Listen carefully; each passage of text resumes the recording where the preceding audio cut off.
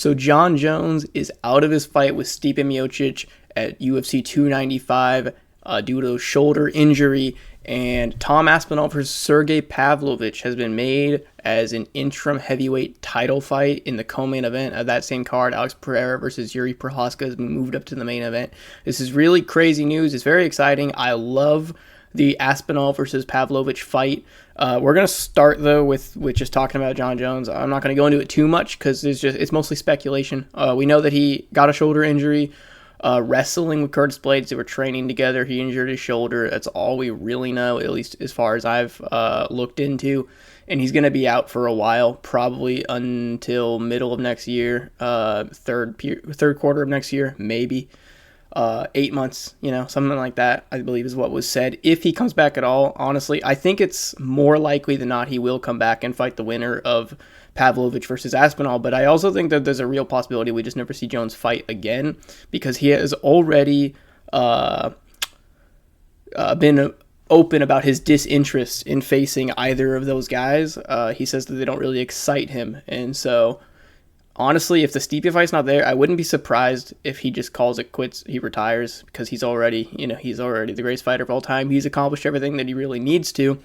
I hope he comes back and fights these guys, especially if it's Aspinall, because I think Aspinall is a very interesting matchup for John Jones. I think Aspinall has probably the largest tool.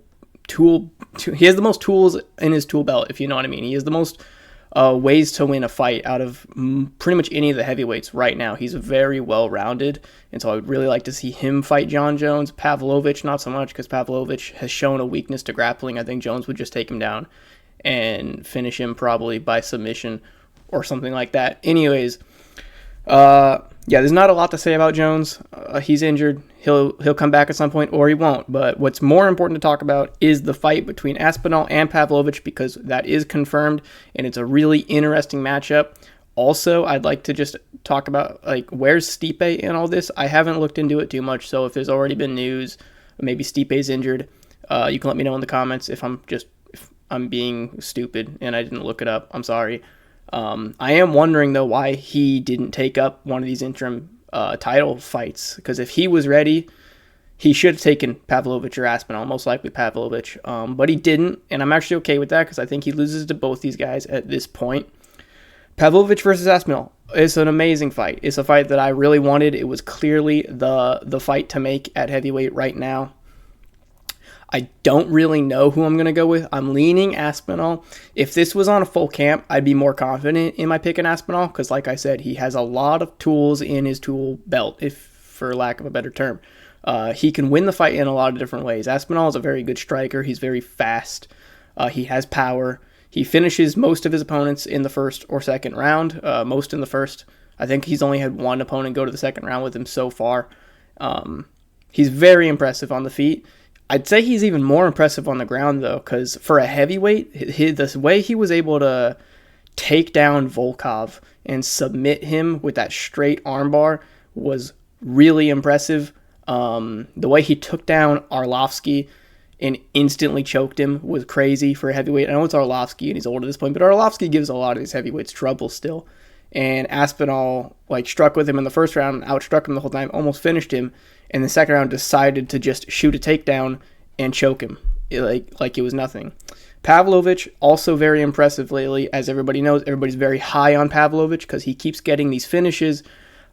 He has a lot of power. I wouldn't call him like a one-hitter quitter power puncher like a Francis Ngannou.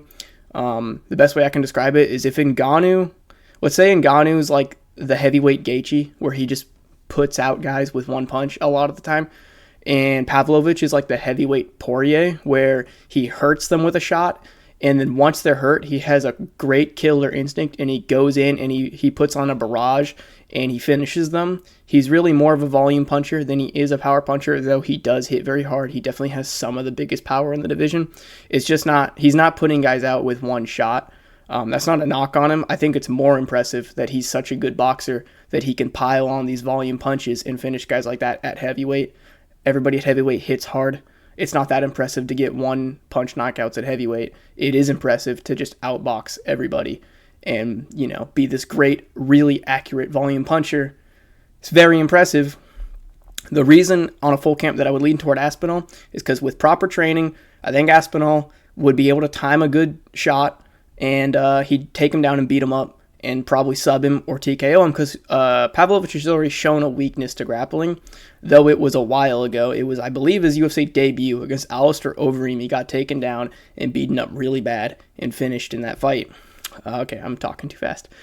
Anyways, so he showed a weakness to grappling in that fight. That was a while ago. Like I said, I'm sure his grappling has improved, but we haven't seen it.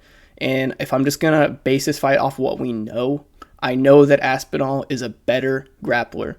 Here's my problem with picking Aspinall on short notice, is if he's not been in a training camp, his reflexes might not be at the top level. They might not be where they would normally be at when he comes in on short notice. He might not be quite as fast, just not quite as ready for shots to come his way.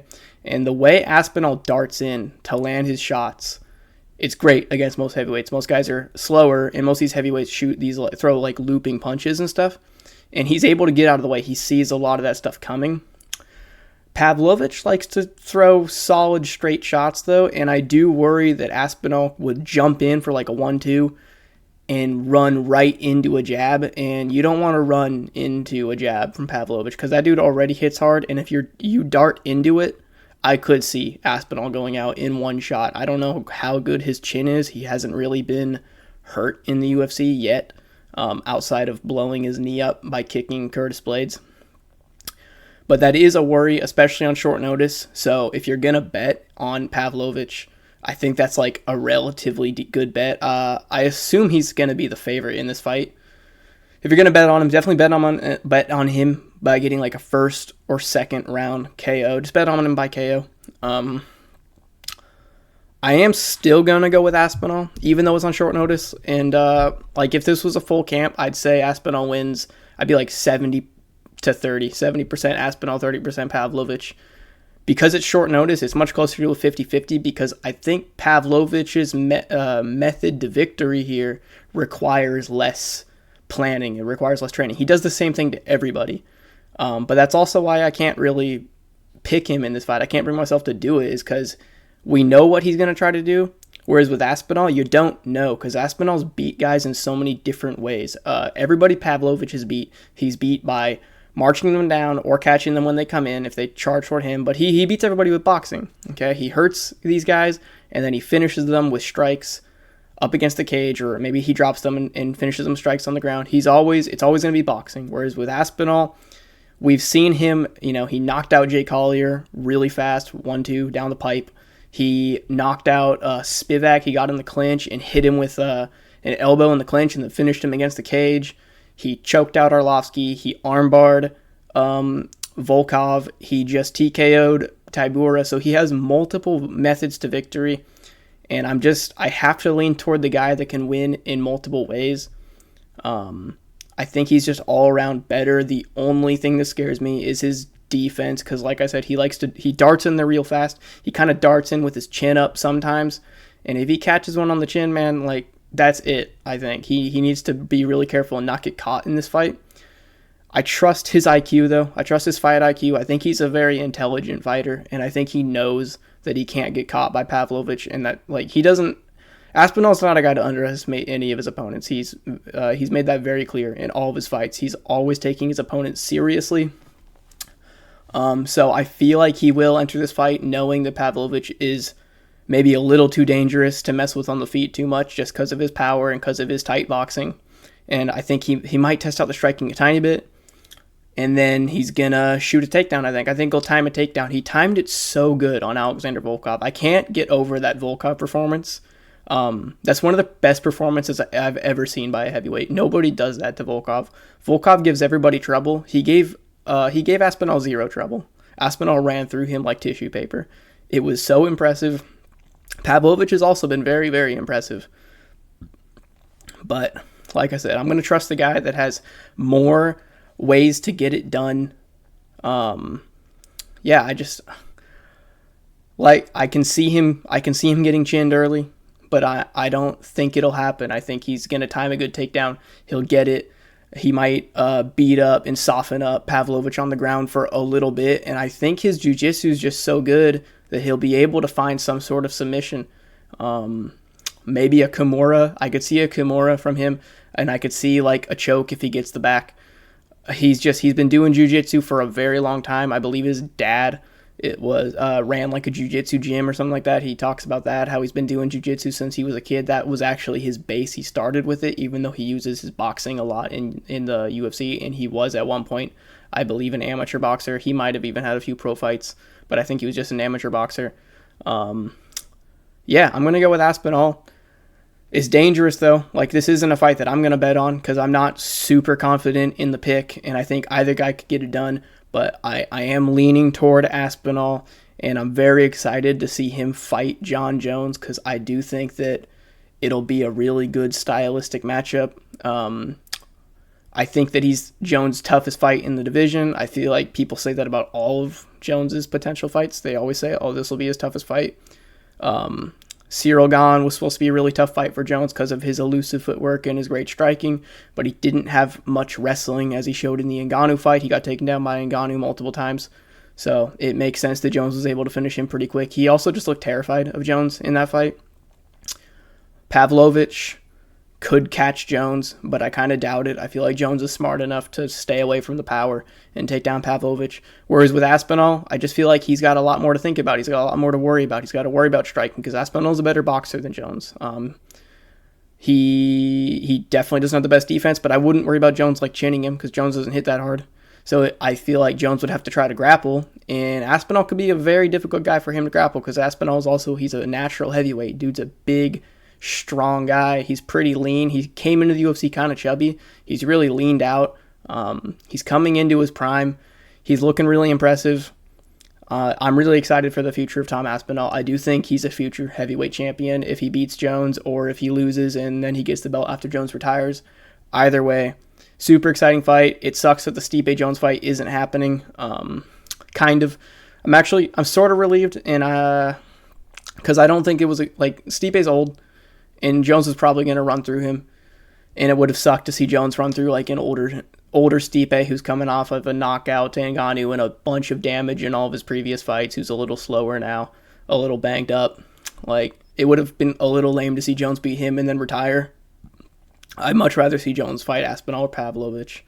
And as for Stipe, like, I don't know if we're ever going to see Stipe fight again because Stipe doesn't seem to care to fight anybody unless it's for the title.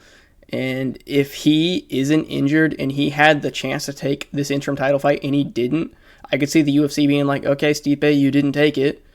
You can fight some top 5 opponent and rack up a win or two and then fight for the title. And Stipe would probably just be like, no, I'm good. I'm done. So yeah, that's all I've really got to say about it. It's super exciting. I'm really pumped for this fight.